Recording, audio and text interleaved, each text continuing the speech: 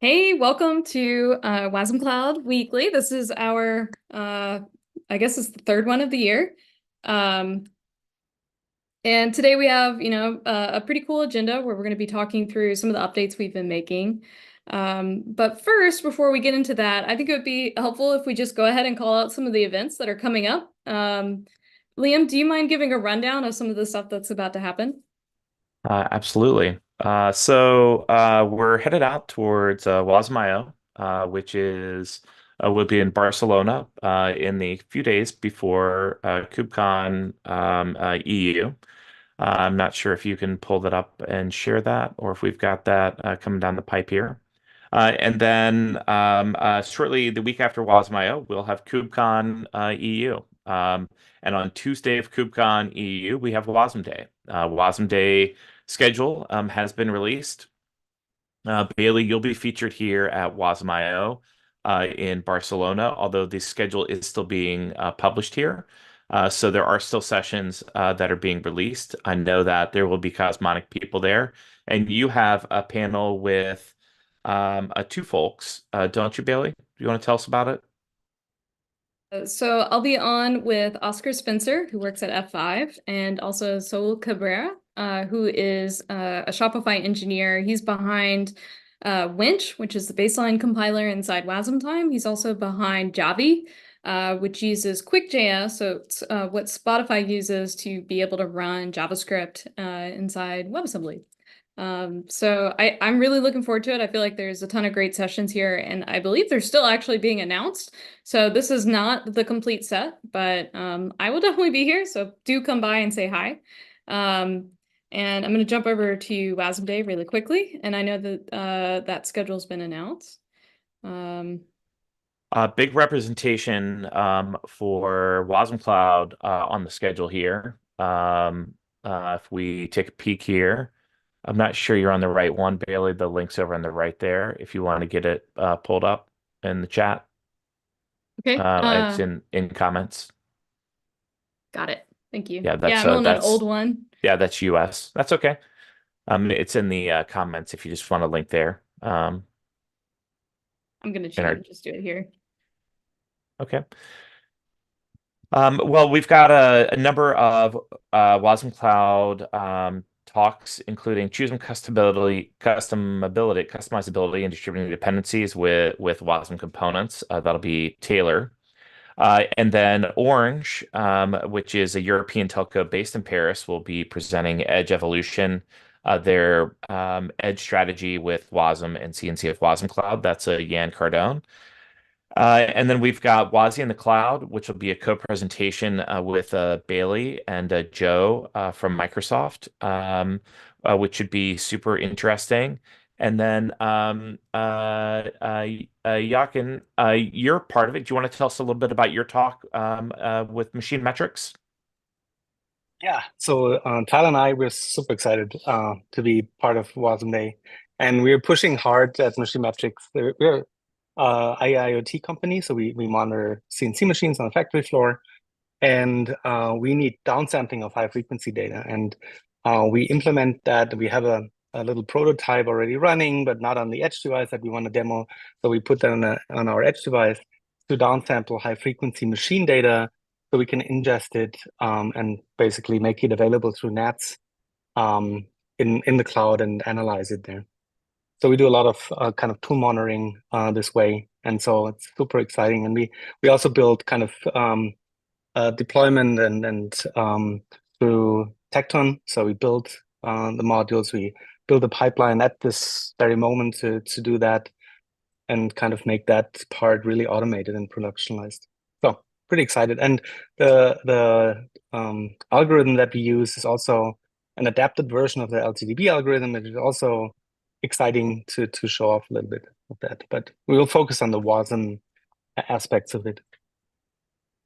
Is Tecton your GitOps solution there, or are you using Yeah, something yeah, in addition? Okay. we we are running a lot of microservices services on Kubernetes, and we have Argo CD, kind of Tecton pipeline, GitOps driven. We do that. Very cool. I love it. Well, I guess I'm looking forward to seeing you over there in Paris for Yeah, WASM Day.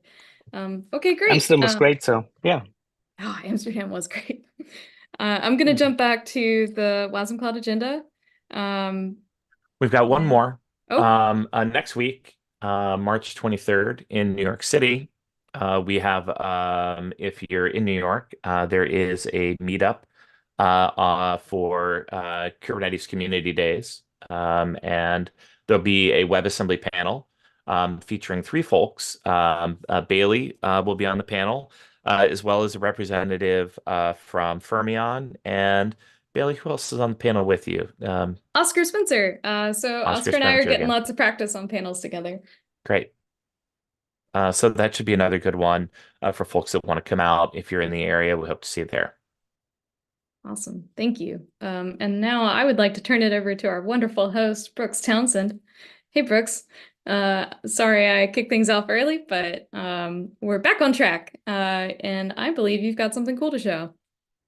Hey folks, yeah, apologies for being a little bit late, but we got to talk about all the event stuff. So I'm glad that we did. I did not. I continue to neglect that in our agenda, but it's always good to call out. Okay, so Bailey, I am going to take over from you if you don't mind. Um, I'll just share my whole desktop. What's the use in trying to be specific? Okay, so what I really wanted to talk about at the beginning of this meeting is kind of it's a continuation of like the component series for wasmCloud, where a few weeks ago we're like, hey, we have Rust and TinyGo components. It's the same as before, but it's a component. And then we look at some of the great work Victor did to transform a TypeScript example using wasmtime 16's bindings and turning that into a component that you can run in wasmCloud. And if you, just a heads up that all these examples that we've shown so far in the community meetings are under the examples folder in the wasmCloud repo. So that TypeScript example that I showed is in here. You're free to play around with it, all those things. But there's also been a little bit more work, one teeny tiny PR that I put in to wasmCloud a week ago that talks about allowing you to build components in any language with wash build and then running it in wasmCloud. And we detail that a little bit in the wash README. If we go down to the build section, I believe I touched on it here. Where is it? The language. Do I not have other? Yeah, here we go. So when you are configuring a language for a project with Wash, if it's something other than Rust or Go, which is something that we have like kind of first class support for, we know what toolchain to use, we know how to build it, we know how to generate the interface and then adapt it to be a component. If you use another language, then all you need to do is tell Wash how to build that component and where the WASM component is going to end up after you do that building. And then as soon as you do that, there's no specific language that we can't support in wasmCloud because of the common standard, which is the component model, and the common set of WIT interfaces for common capabilities like WASI HTTP. And specifically, what we're all kind of working with right now are the WIT definitions for wasmtime 16. Any project that uses those same WIT deps, kind of the same thing of how wasmCloud contracts worked for a long time, will work in wasmCloud. We can talk a little bit more about like the standard set of interfaces that we support and all of those things.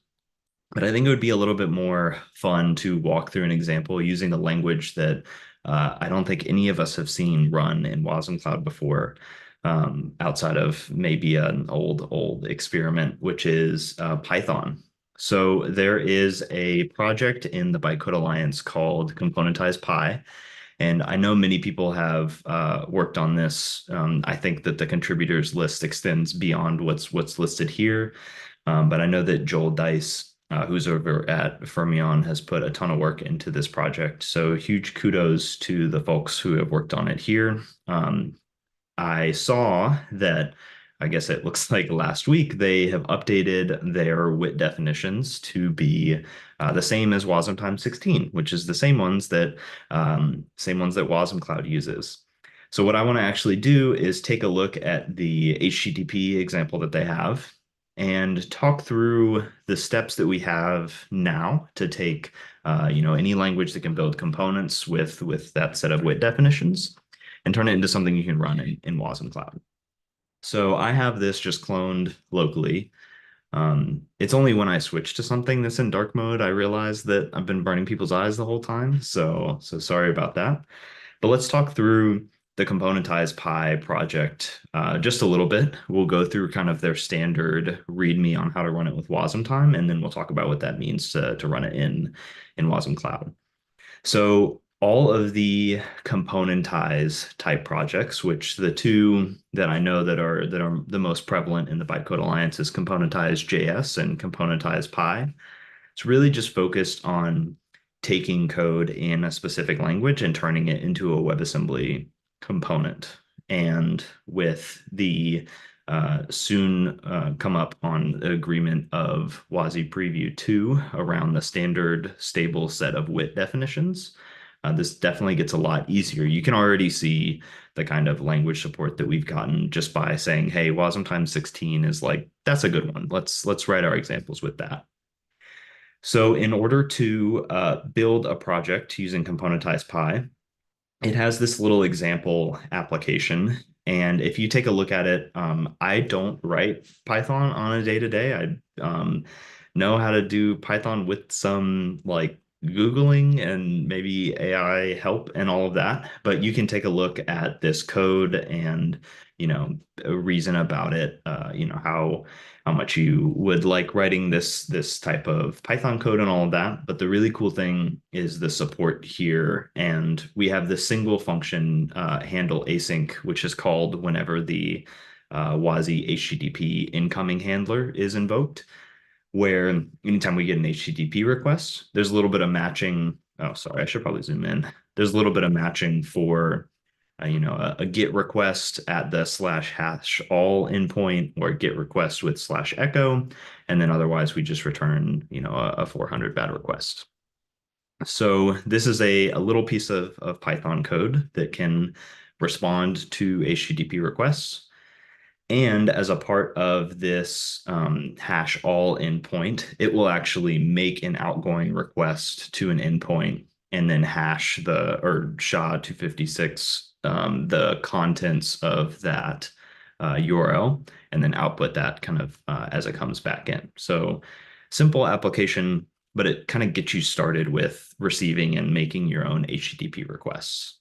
So let's go ahead and just run through the README here. I already have wasmTime and componentized Pi installed both in this way. So you can run this as well. All these versions are released and everything. So the next step is just using the componentized Pi project to point at the WIT definitions here for the project and specify a world, which is the WASI HTTP proxy world. And that includes things like incoming and outgoing handlers.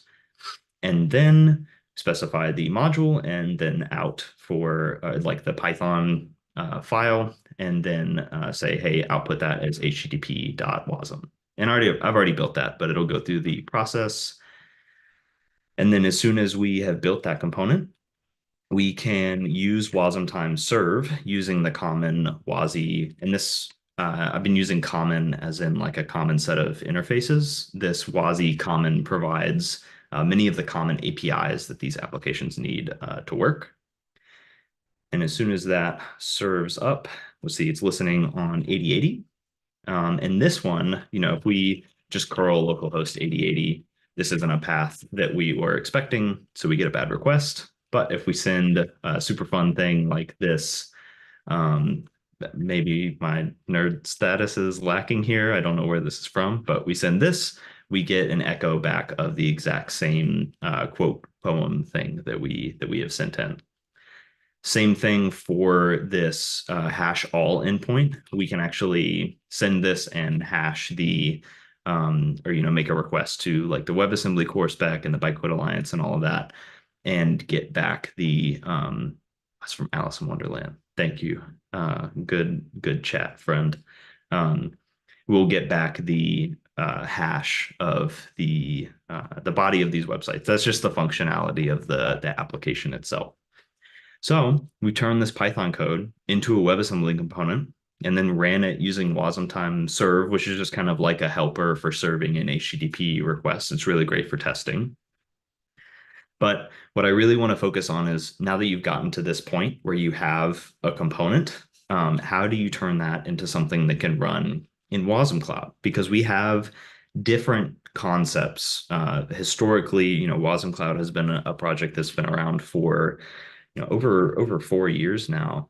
And so, all these things that are new may not map one-to-one exactly. So I want to talk about where we are today, and then, hopefully spur a cool discussion on where we want to go.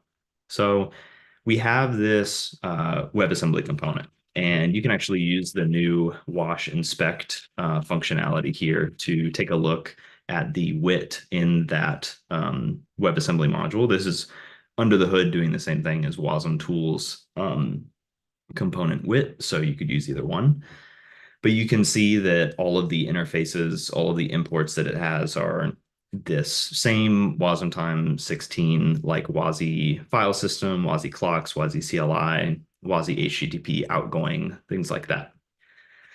And so in order for this component to do what it needs to do, in the wasmCloud world, it uses the HTTP outgoing handler and the HTTP incoming handler, which we know as wasmCloud HTTP client and wasmCloud HTTP server, respectively. The exact same goal, just a slightly different contract. And on the wasmCloud side, we actually support both. So when you export a WASI HTTP incoming handler, you can invoke it from a capability provider using wasmCloud HTTP server. Now, there's a little bit of a nuance and some debate to be had there around the exact right thing to do. But I'd like to proceed onwards from here and then talk about that a little bit later.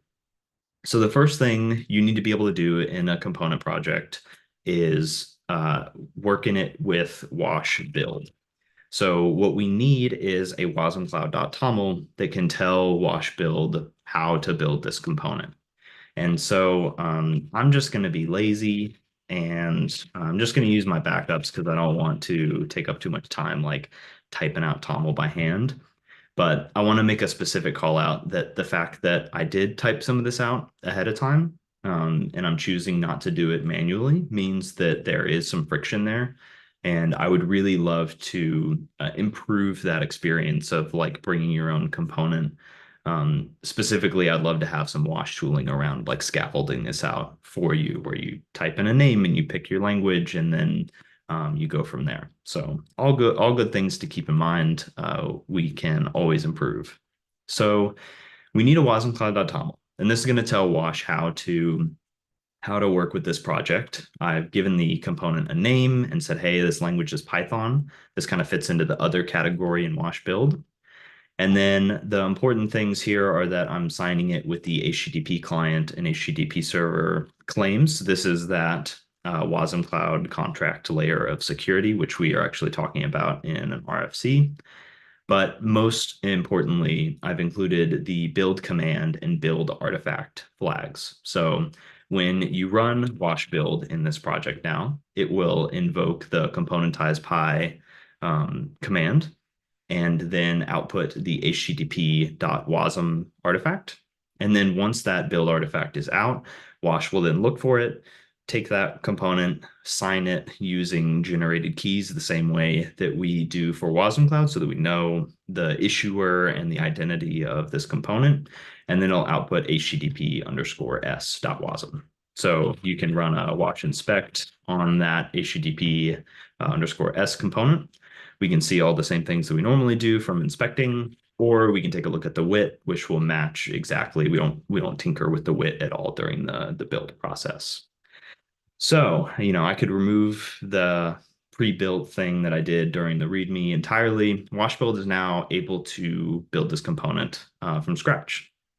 Now, the next thing that you really need to do is take this signed and built WebAssembly component, and you need to run it in wasmCloud, which is using wasmTime under the hood, but we're actually kind of proxying a lot of those things, a lot of the imports and exports, so that you could run it in a distributed fashion. So the HTTP client and the HTTP server that you're using may or may not be located on the same host. They could be distributed. You could, approach that strategy for a variety of different reasons.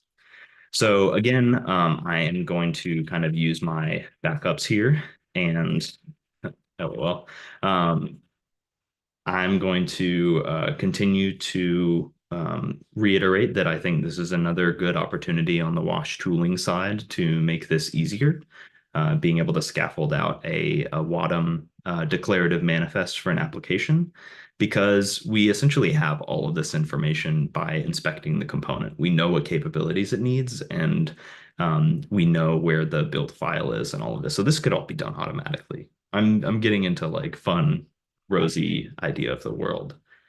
So this declarative manifest is something that we can use our WADM project to take this application, launch all the pieces of it, and then ensure that it is continuing to run.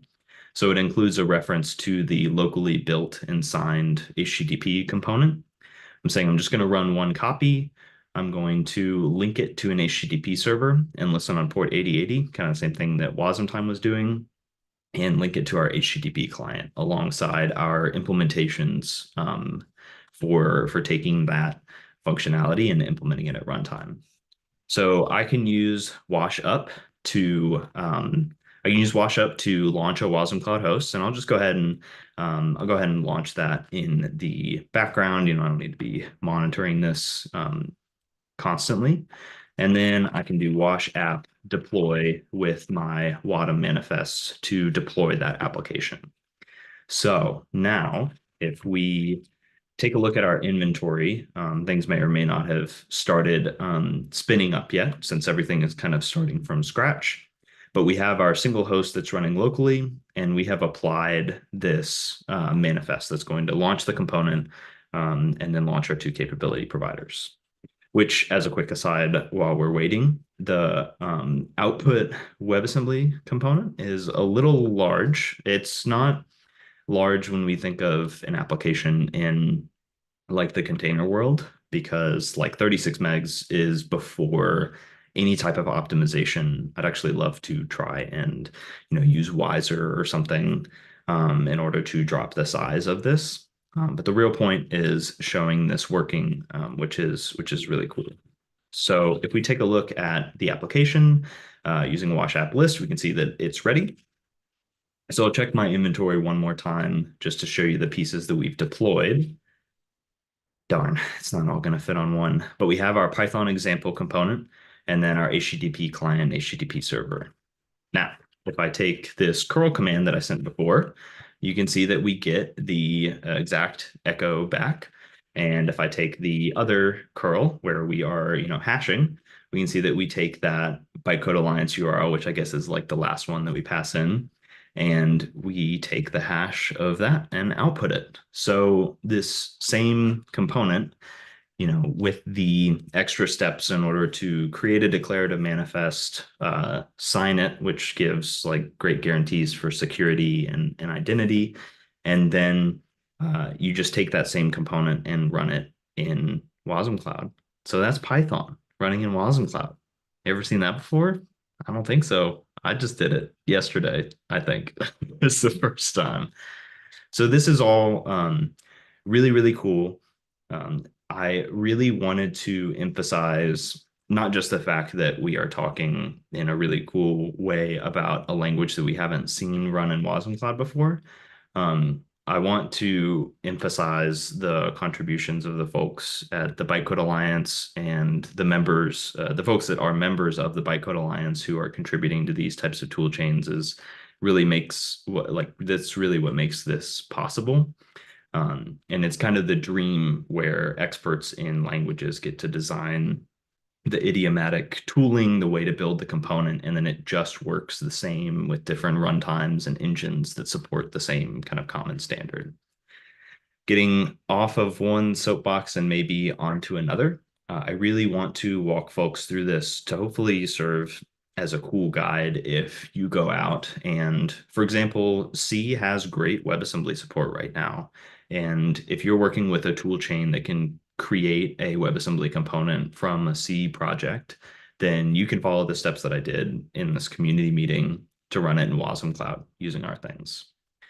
All right, one more soapbox hop. I think that all of the call outs of places in here where we are, I'm creating a wadum.yaml and a wasmcloud.toml because I know what to do. I know what fields should be there. And the linking or the, kind of the selection of capability providers to map to WebAssembly component APIs and things like that. All of those are really fair call outs for us to emphasize in our documentation, create tooling around the developer experience, like a wash init command where, you come into any project and it can scaffold those kind of things out for you. And the documentation to connect these WebAssembly standards to the functionality that we can provide with wasmCloud, creating a distributed, network, a distributed lattice of WebAssembly runtimes that can talk to each other and do really, really cool things. So that ended up being a little bit more pontification than I meant, but I'm really excited about this stuff. I find it very cool that just from advancing standards and these bytecode alliance tools that I can now go out and write business logic for wasmCloud in Python or TypeScript or Rust or Go or really just name it.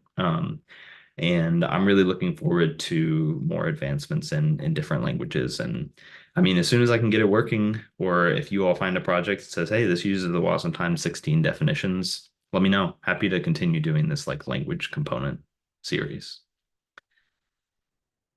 Whew. All right. Well, do folks have any questions for the demo, kind of some things that I talked about during the demo? Happy to provide other resources as well.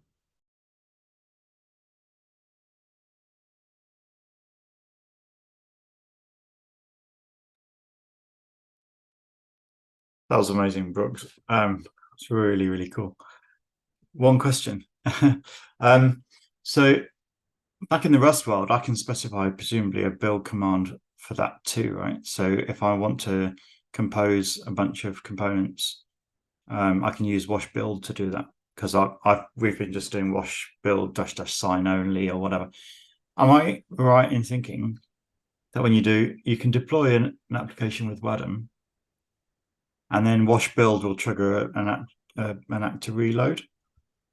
So if you're in a dev cycle, you can do that, right? It's really close. And it's only that you have to use 2 different commands to do it. We actually have, here, I'll go ahead and share because I might end up showing something. Right. We have the wash dev command, which is built for launching a wasmCloud host and then watching for file changes and then just reloading that actor whenever there's local file changes. Yeah. And so that is there, but exactly what you said is the world that I want to live in, right? Right. Like where right now, if you are working on a component, this is the way that I've iterated on it before, where the Python example component is running right now. And if I make a change to this application, then the developer iteration loop is basically run wash build. Yeah. And then after that completes, you can run wash stop actor. And then as soon as that actor stops, Wadum will reload that from the file. Right. But Yeah, that is That's better, I think, because WADM should try and keep the state correct, right? And that's the whole point, right? A control loop that keeps the reality in line with the intent. So actually, wash stop, I'd forgotten about that. Yeah, I was doing that. Okay, cool. So what I really want is for us to be able to do something like wash dev -f bottom.yaml, right? Where kind of just like Docker Compose, essentially we feed it a manifest and then it'll watch for changes. Because that hot reload developer iteration loop is great. Yeah, that's brilliant. That would be ideal. Perfect. Thank you. Yeah, Great. I posted a question in the chat. So you mentioned that, of course, Rust and Go is a first-class language, right? What are the additional steps needed to make any language a first-class language after you've done what you've did with Python? Yeah, great question. So really the step is that in the wash, I think all of our information is in the wash library inside of the wasmCloud repo. So making a language kind of a first-class language, what we really want to try and guarantee is that as you are using wash build to build your component from like version to version of wasmCloud or version to version of the underlying tooling, is that it's not going to change or break in horrible ways. And so I want to try and be conservative around what we how quickly we add languages, but I have a pretty high level of confidence. Hopefully, can you all hear me okay? I have a pretty high level of confidence in the Bytecode Alliance tooling around componentized JS and componentized Pi, and even, well, not even, but there's also really cool tools like from Steve Sanderson at Microsoft, who's working on .NET support. Like the biggest step, I think, to come around to your question is to kind of come with evidence of confidence with the tool chain. Anything that's in the standard language tool chain, big plus plus. And then from there, it's opening an issue in the wasmCloud repo, and with enough thumbs up on the issue, then we'll add it, right? As you can see from plopping in the command in the wasmCloud.toml, if we can kind of expect if we know what to expect, then it's very easy to add an additional language to that supported list. Yeah, great, thanks. That was I did do a little call out last week about the documentation that under all of the language specific tabs, there's like Rust, TinyGo, and then my language isn't listed. If your language is not listed, please fill out that form and let us know, because we want to try and use data to inform our decisions and kind of prioritize languages in some order. There was also another question in the chat I see from Victor, which Victor, you're welcome to hop on and add any more detail if you'd like, but just to, oh yeah, do it. You're there. Hello. Yeah, it was a tiny one. Is there a chance we could have a relative file path in the random definition? It can get rewritten to absolute as it's going in, but I don't want to know as much about Stu's file layout as I do now. Yeah, it's a great question. We have actually, so we did have relative paths at one point, and we kind of backed out of that. And the reason why, let me just pose this for you, is, where was I? If I in this wadm.yaml have something like I have HTTP .s, and we can ignore like this looking awkward and everything. Then if I run washup from this directory, then it'll work great, right? That's the relative path for because relative needs to be relative to where the wasmCloud host is running, like that directory, not necessarily like the current directory. And so, if I was working on a different example and I ran washup in, the componentized pi directory, all of a sudden that WADM manifest would no longer be valid. And I know that's probably a really unsatisfying answer, but that's the reason why we have absolute paths. What I would love to do is consider, when we do something, oh, I stopped sharing. Well, whatever, I can just say it out loud.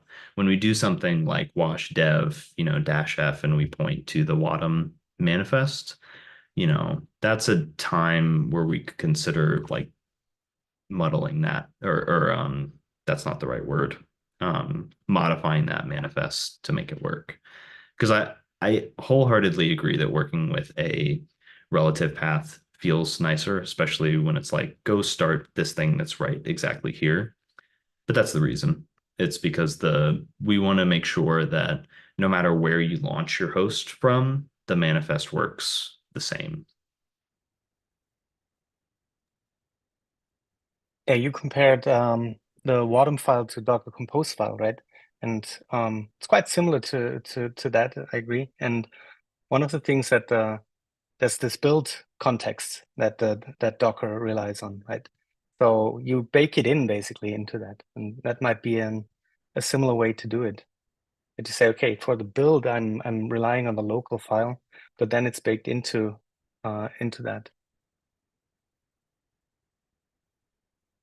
So it's about kind of the distinction between developer experience and the actual production deployment, right? And as Bailey said, I think here in the comments, dev can be smart about it, right? If you wash dev, then you can be smart about the relative paths. And once you go into production, then it has to be an absolute path or an image, right?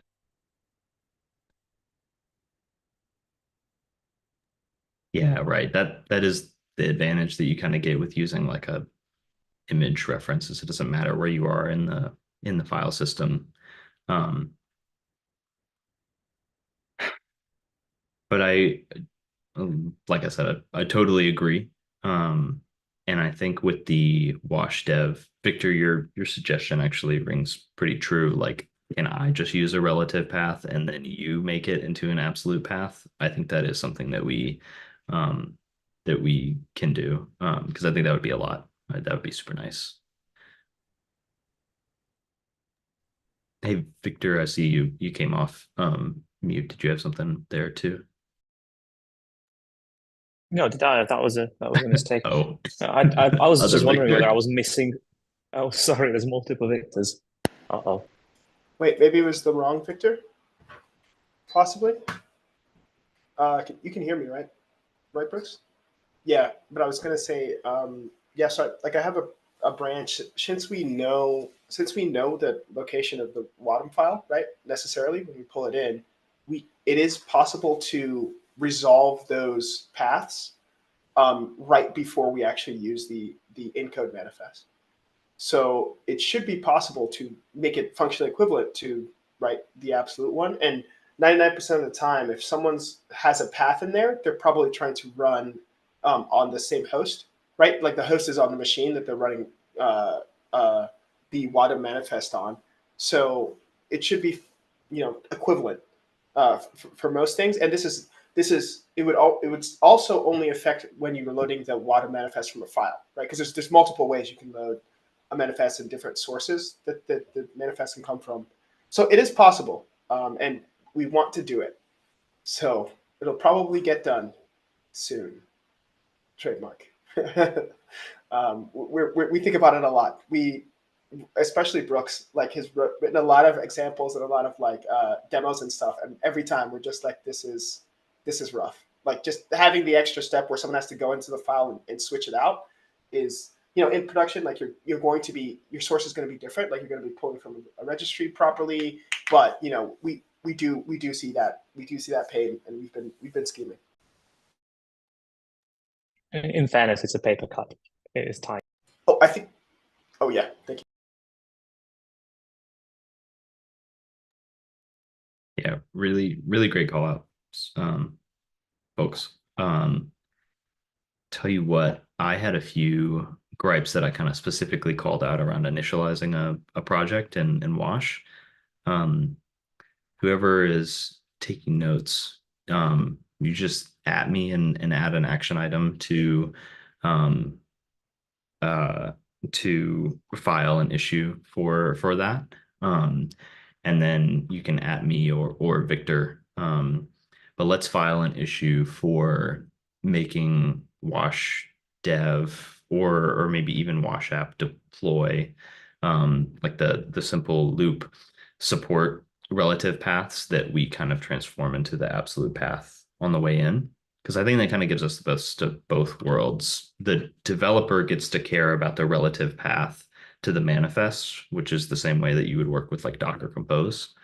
And we still get to have the guarantee that this will work. Now, there is always still the thing to keep in mind that if you're running a wasmCloud system on multiple machines, you need to be a lot more careful about starting actors from files because it has to be present on that machine.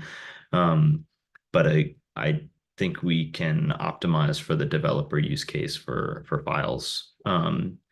And just be explicit like, hey, if you're going to run this in production and load from files, you have to enable the option and you are responsible for putting it in the place that it needs to be. Cool. I think that's all great takeaways.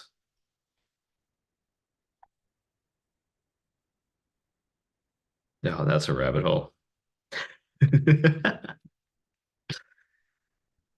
For folks not in the Zoom, what if we let people load actors over FTP? Just gonna move on. Oh, sorry. Victor Adasi.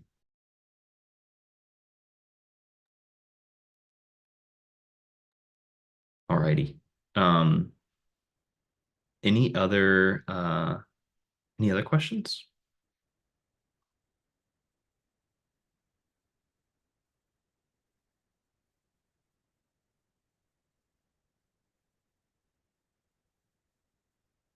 All right, folks. Well, then we've got a little more time, so why don't we go ahead and continue with our agenda? We got a couple more things that we wanted to talk about.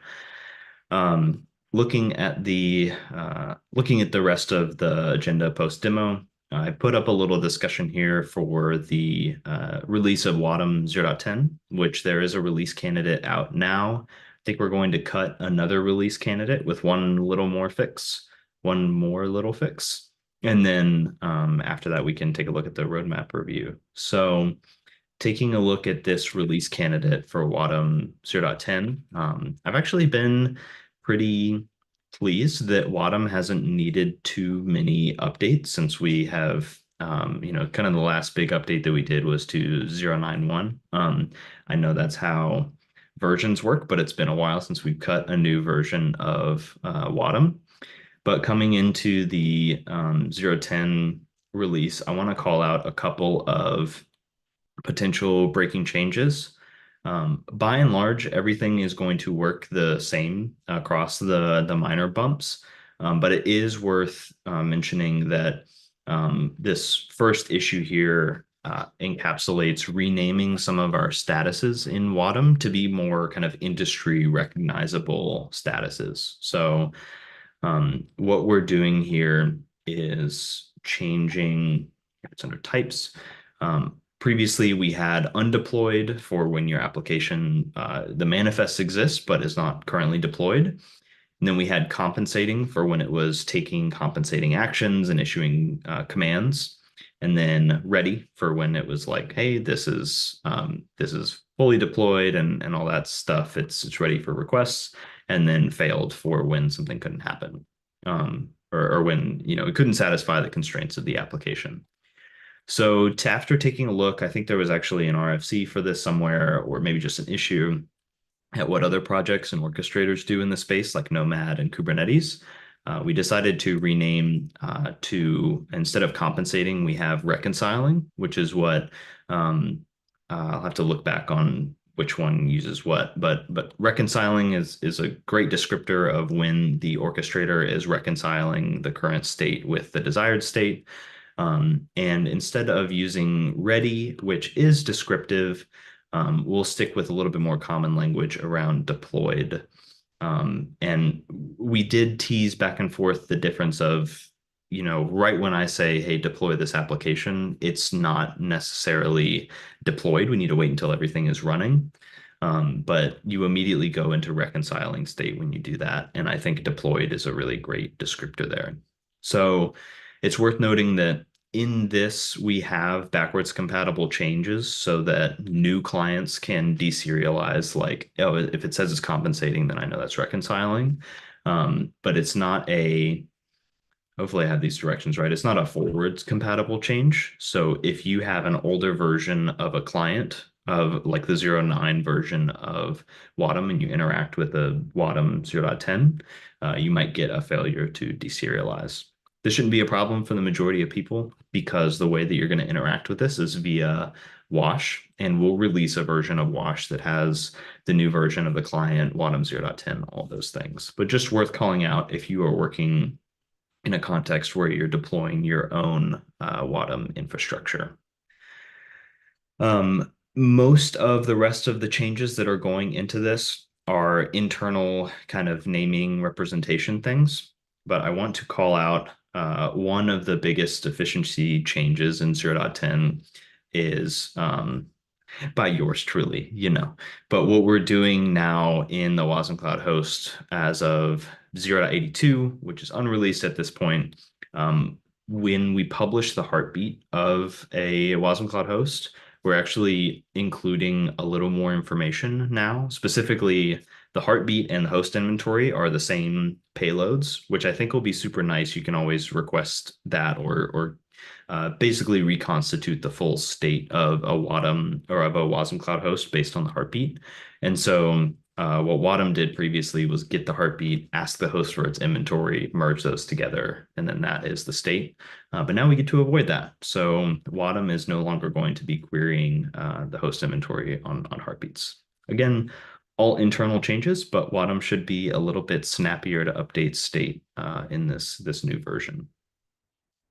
Other than that, we've got a couple of efficiency guarantees around undeploying applications, and the last thing that goes into this RC is actually preventing link defs from infinite looping. So that was a fun one that was really rarely triggered, but keep an eye out for this one. We'll be cutting 0.10 here fairly soon, and then when we do, we'll get that updated in Wash, and then you all will be able to just download the new Wash version and take advantage of all of that. Any questions on Wadum?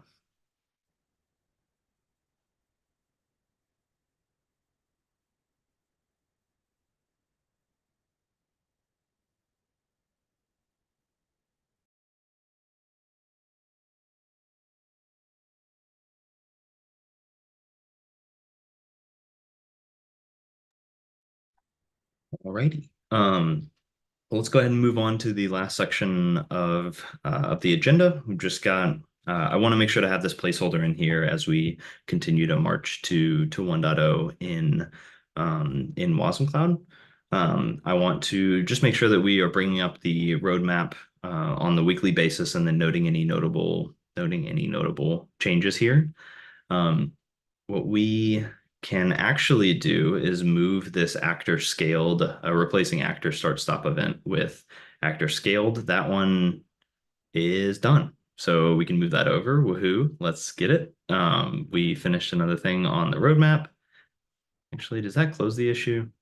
It does not. Here, we're going to do the reverse automation here, which is saying that we did it because that PR merged and closed in 11:07. Thanks for hanging out with me while I do this. So when we close this issue, say we did it, boom, that should move over to completed. Yay, we did it. Oh, and the Apple thing got me with the thumbs up too. So that one's great. I wanted to, in terms of other things, there hasn't been a ton of significant movement since last week, but I do want to note on the wasmCloud host metric side, we do have a volunteer from Cosmonic, Jonas, who who did a couple of features in the last WADM release, which huge thank you to Jonas, is going to be kind of stewarding this host metrics PR forward. And so what we're going to see first is an update on this RFC, kind of commenting on some of our design sessions around kind of what we've talked about for open telemetry metrics and what types of metrics we would want to implement first in the host. And then from there, the actual work on the wasmCloud side to instrument some things. So this will be a really fun one to follow. I'm really looking forward to having a demo here in the community call where, I invoke an actor a bunch of times and I can show you an OTel metric for how many times it was invoked and the concurrency that it was at. And then I can show you a trace from one of the invocations, and then I can pull up all the logs that happen with that trace. Really looking forward to that open observability, open telemetry story and demo. Other than that, there are a couple things here in the ready for work that are ready to get done, and we are just continuing that march. Any questions or things that you do not see pictured on the roadmap that you think are really important?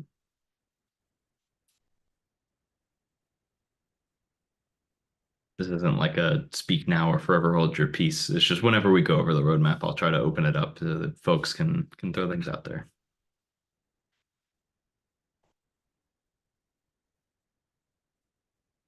All right, folks. Well, we've got only 4 more minutes in today's community call. I think I'll just leave it to the open floor then. Any questions, comments, cool things happening in the WASM ecosystem that you'd like to bring up and chat about?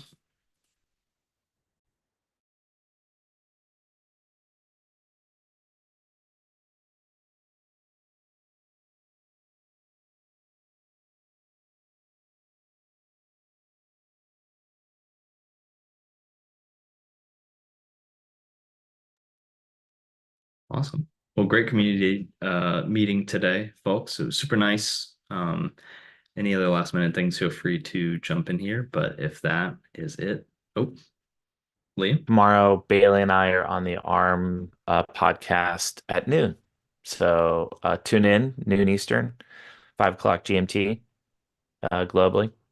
So feel free to stop by, say hello. We'll be talking with the enthusiastic ARM team about all things WASM and helping to spread the good word better together. Yeah.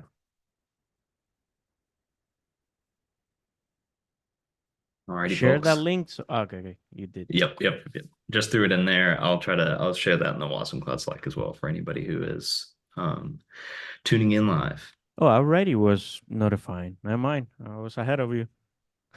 I did talk about it last week, and that was when I was like, you could just go to it right before the community meeting. And then here's that community meeting that I was wrong on the day of. So that's fun.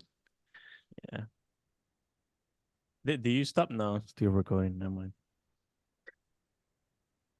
All right, folks. Well, thank you so much. We will see you next week for our regularly scheduled Wednesday meeting. Talk to you then. Oh, wait, I didn't start the recording. So